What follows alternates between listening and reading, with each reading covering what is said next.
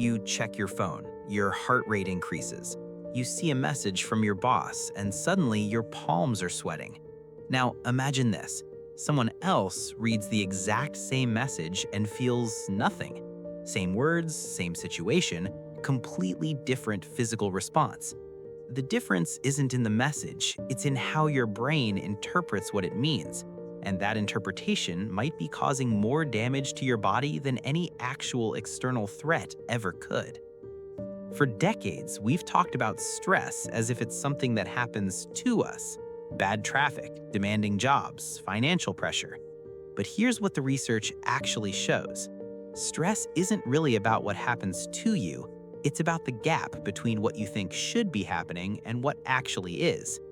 In the 1930s, Hans Selye first described the general adaptation syndrome, the body's three-stage response to stress. But what he discovered wasn't just about external threats, it was about perception. Your body doesn't distinguish between a lion chasing you and the fear of disappointing someone. Both trigger the same cascade. The hypothalamus signals the pituitary gland, which activates the adrenal glands to flood your system with cortisol and adrenaline.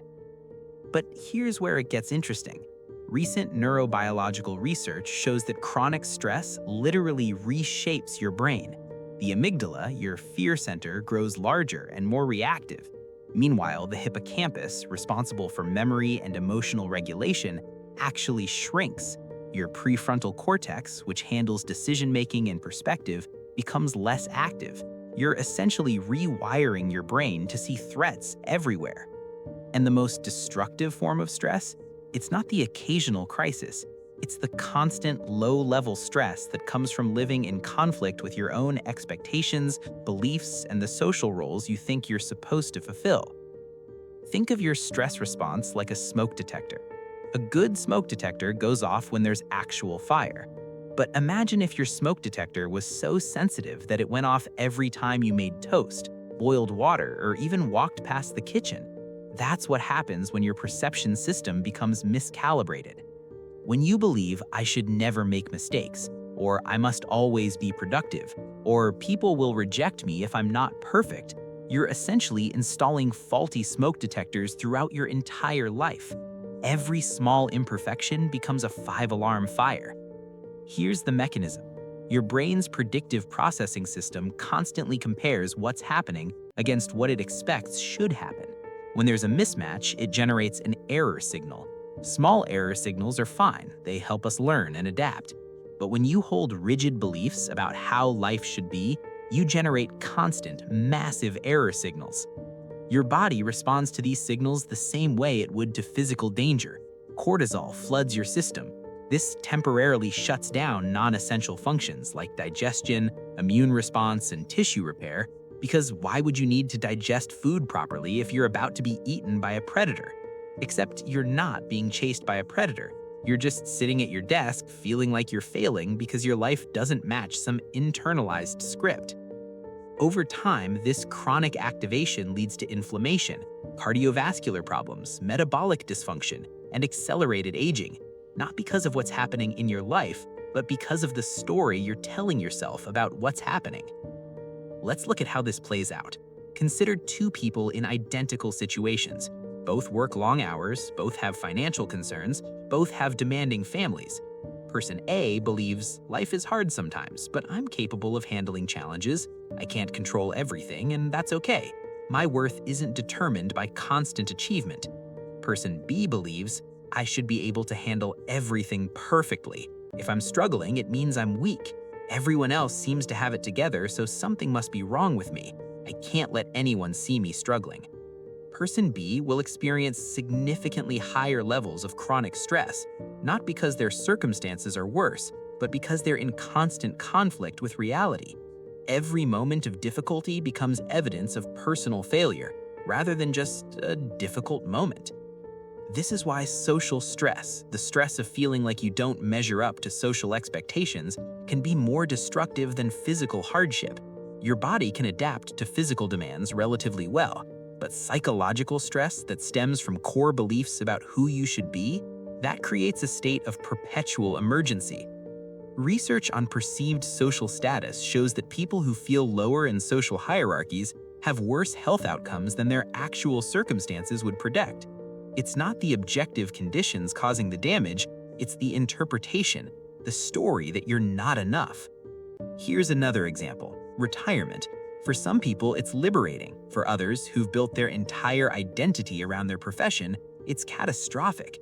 Same event, opposite stress responses, entirely based on internal narrative. So what do you do with this information?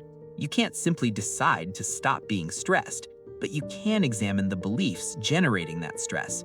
Start by noticing your should statements. I should be more productive. I should never feel anxious. I should have achieved more by now. Each of these creates a gap between reality and expectation, and that gap is where stress lives. Write them down. Look at them clearly. Ask yourself, is this belief serving me, or is it just generating constant internal conflict? Second, practice distinguishing between actual problems and narrative problems. An actual problem is you have a deadline tomorrow and haven't started. A narrative problem is you have a deadline tomorrow and haven't started, and this means you're a failure as a person. You'll never succeed and everyone will see through you. The actual problem requires action. The narrative problem requires perspective. Third, experiment with cognitive flexibility. When you notice stress arising, ask, what else could this mean? Missing a deadline could mean you're incompetent, or it could mean you took on too much, or it could mean you need to reorganize your priorities, or it could mean absolutely nothing about your worth as a person. Your brain will reflexively jump to one interpretation, usually the most threatening one. Deliberately consider alternatives. And finally, understand that reducing stress isn't about eliminating challenges from your life. It's about changing your relationship with those challenges. The research shows that people who view stress as potentially enhancing rather than purely debilitating actually have better health outcomes even when experiencing the same stressors. Your perception literally changes your physiology. We opened with a question about why two people can experience the same situation so differently. The answer is that stress isn't really about external circumstances. It's about the stories we tell about those circumstances and whether those stories put us at war with reality. Your brain is constantly predicting, interpreting, and generating meaning. When those predictions are rigid, when you believe life should be a certain way, that you should be a certain way, every deviation becomes a threat, and your body responds accordingly, day after day, rewiring itself for survival in a danger that exists primarily in interpretation. The biology of stress teaches us something profound. You have more control over your stress response than you think, but not in the way you might expect. You can't control what happens to you, but you can examine the beliefs that determine how you interpret what happens, and that interpretation is what your body is actually responding to. The work isn't to eliminate stress, it's to understand where it's actually coming from. And often it's coming from inside, from beliefs you didn't consciously choose, expectations you inherited, narratives you've been telling yourself for so long you forgot they were just stories. Once you see that, something shifts, not because your circumstances changed, but because you're no longer at war with them.